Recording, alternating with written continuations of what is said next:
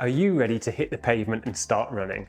Well, before you tie up your shoelaces and head out the door, there are a few common mistakes that runners and triathletes make before they even start. But don't worry, I'm here to tell you exactly what not to do before running. In this video, I'm going to cover the top 5 things you should not do before running and how to optimize your training to prevent injuries and reach your maximum potential. So if you're ready to run smarter and better, let's get started. First up, you should avoid doing strength and conditioning workouts before a run. After a strength workout, your muscles will be fatigued and overstressed, which can predispose you to injuries during your run. This is something I've experienced myself when I've been pushed for time and I've gone for a run straight after a strength session.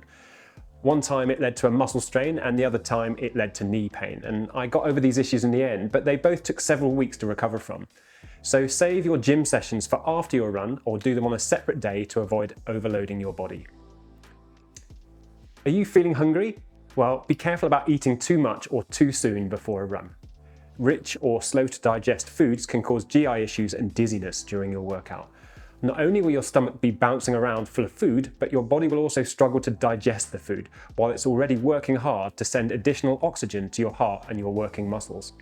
I once did a club cross-country race, and 45 minutes before the start, my clubmate Steve decided to buy himself a quarter-pounder cheeseburger from a snack van because he hadn't had any breakfast. After the race, I asked him how he got on, and he said he felt sick throughout the whole thing, and then he lit a cigar just minutes after he'd crossed the finish line. Anyway, the point is, if you want to eat before a run, opt for a light snack like a banana so you can still train without it weighing you down. Have you been sitting down for several hours at work or in your car? Well, don't go running immediately after. You will be stiff, and this will affect your gait, predisposing you to poor form and potential injuries. Instead, it's better to perform a quick series of mobility exercises to loosen up your muscles and warm up your joints before hitting the pavement. A few good mobility exercises include inchworms with optional push-ups, hip openers, and crucifix spinal rotations. I'm not the best at spinal rotations myself, but hopefully you get the general idea, and you only need to do about 5 reps of each. If you have a key running session, such as intervals or a long run, resist the urge to go cycling before it. Cycling creates low-level fatigue and depletes your glycogen stores, which will then compromise your running workout. And to get the maximum benefit from your intervals and long runs, you need to be fresh so that you can execute it to the best of your ability. Doing this will send a stronger signal to your body that it needs to adapt, supercompensate, and make you fitter. Sure, running after a bike can sometimes be beneficial as cross-training or for triathletes as part of a structured brick session, but not all the time. So save your big bike rides and brick sessions for the days when you don't have a key run workout. And it's a similar story with swimming too. Sure, swimming before running is a time-efficient way to train, but it's not always an effective one.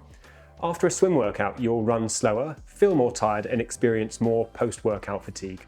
Plus, your glycogen stores will also be depleted, particularly if you swam before you had breakfast. It's better to allow yourself a few hours break between swimming and running to recover and refuel. And failing that, at least consume an energy drink or an energy snack after your swim before you run. Stretching's not a bad thing, but doing too much of it before a run may actually increase your chances of getting injured. Think of your muscles as being like chewing gum, which is hard to stretch when it's cold, but once warmed up, it gets more pliable. The other thing that happens when you perform stretches too vigorously is that your muscles actively fight against the stretch to protect you from doing any muscle damage. So if you do stretch, do it gently and stop before the point of discomfort. Or you can do mobility exercises instead, like the ones I described in the previous point. By avoiding these common pre-run mistakes, you'll ensure that your training remains safe, effective, and enjoyable. And if you're looking for more guidance on how to optimize your running or triathlon fitness, check out my affordable training plans with Rapid Coach support. With over 900 plans to choose from, we'll have the perfect one for your needs. Just click the link on screen to learn more. That's all for today, and I'll see you in the next video.